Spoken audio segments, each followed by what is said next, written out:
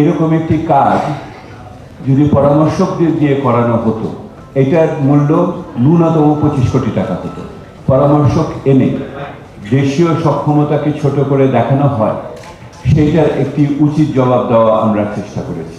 যদি প্রত্যেকের আপনারা পরামর্শকের দাম এবং আমার যে সহকর্মীরা আছেন তাদের যদি পারিশ্রমিক এবং যে সমস্ত অন্যান্য আনুষঙ্গিক খরচাদি ছিল, আমাদের হিসাব হলো এটা প্রায় 25 কোটি টাকার কাজ হয়েছে। এই কাজটি তৈরি করার ক্ষেত্রে আমাকে জিজ্ঞেস করা হয়েছিল খরচ কত হবে।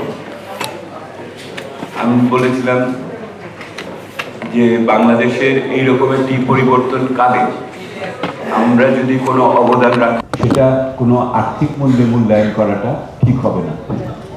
সেহেতু আমার সহকর্মীরা এই যে 3 মাস অক্লান্ত পরিশ্রম করেছেন এবং ওনাদের চলমান দায়িত্বগুলোর পাশাপাশি এটা করেছেন, এবং একই রকমভাবে আমার সিপিডির যে গবেষকরা কাজ করেছেন তাদের বিভিন্ন চলমান প্রকল্পের কাজ ইত্যাদির ভিতরে পাশাপাশি এগুলি করেছেন, এবং নাগরিক প্ল্যাটফর্মের যারা ঢাকার বাইরে কাজ করেছেন তারা সকলেই কিন্তু বিনা পারিশ্রমিকে কাজ করেছেন।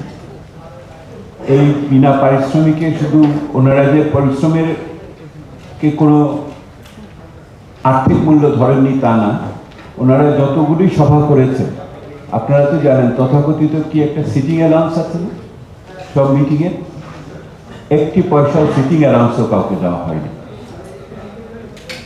আমরা একটু আগে মূল্যায়ন করছিলাম যে এরকম একটি কাজ যদি পরামর্শকদের দিয়ে করানো হতো তাহলে কত খরচ হয়।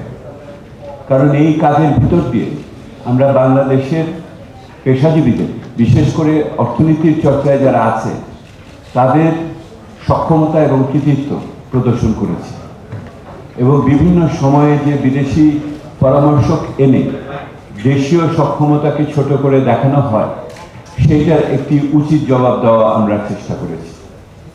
এবং আমাদের মূল্যায়ন হলো যদি এটা ঠিক মতো কি প্রকল্প বানিয়ে করা হতো, কত বলেছ, এটার মূল্য ন্যূনতম 25 কোটি টাকা হতো।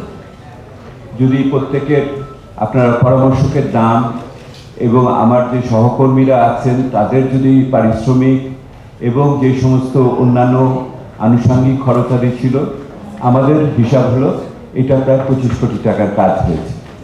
এইটা আমরা দেশের জন্য একটি নিঃস্বার্থ অবদান হিসেবে আমরা এটাকে দেখতে চাই, এবং এটার ভিতর দিয়ে আমরা একটা উদাহরণ এবং দৃষ্টান্ত করতে চাই।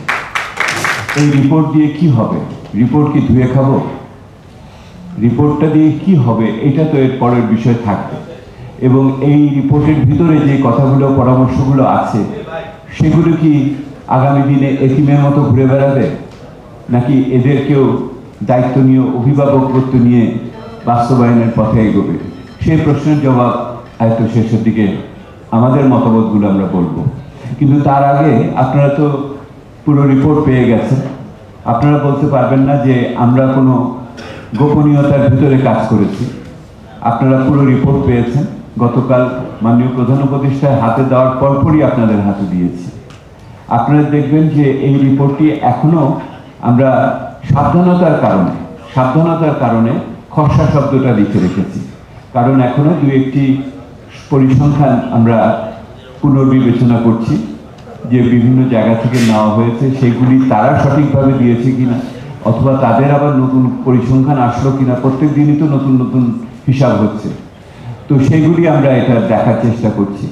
12 জন লোকের হাতে লেখা হয়েছে, 12 জন না, আসলে তো 20 জন হবে, কারণ আমার সহকর্মীরা ছিলেন লেখার ভিতরে। সেহেতু বিভিন্ন হাতে লেখা হয়েছে, বিদেশি ভাষায় লেখা হয়েছে। এটার কিছু সম্পাদনার প্রয়োজন করবে, আমরা সেই সম্পাদনাটাও করব। এই পুরো কাজটা আগামী 1 মাসের ভিতরে আমরা শেষ করে এটাকে ছাপিয়ে বের করার চেষ্টা করব। 1 থেকে 1.5 মাস সময় লাগবে এটা আনুষ্ঠানিকতা করা এবং ছাপিয়ে এটা বের করার জন্য।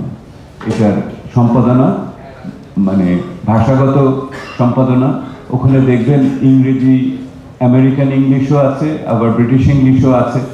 ওটার ভিতরে অনেক সময় বিলিয়নও আছে, কোনো সময় ক্রোড়ও আছে।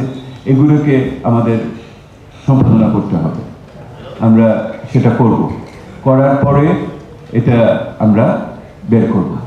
আপনারা দেখেছেন, আমি জিজ্ঞেস করেছিলাম প্রধান উপদেষ্টার অফিসকে যে এইটার গ্রন্থসত্ত্ব কার কাছে থাকবে, মালিকানা কার কাছে থাকবে গ্রন্থসত্ত্ব। আমাকে বলা হয়েছে এটা সরকারের কাছে থাকবে। সেহেতু আপনারা দেখবেন যে গ্রন্থসত্ত্ব দেওয়া আছে বাংলাদেশ সরকারকে।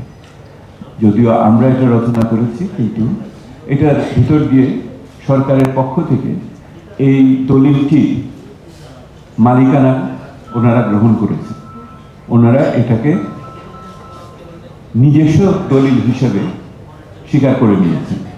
এটা আমাদের জন্য সম্মানের ব্যাপার, এটা মনে করি। আর যেখানে ভিতরে যে সমস্ত মতামতগুলো দেওয়া আছে সেগুলি প্রত্যেকটি ব্যক্তি জেনে লিখেছেন তাদের ব্যক্তিগত মতামত, এটা সরকারের নয়।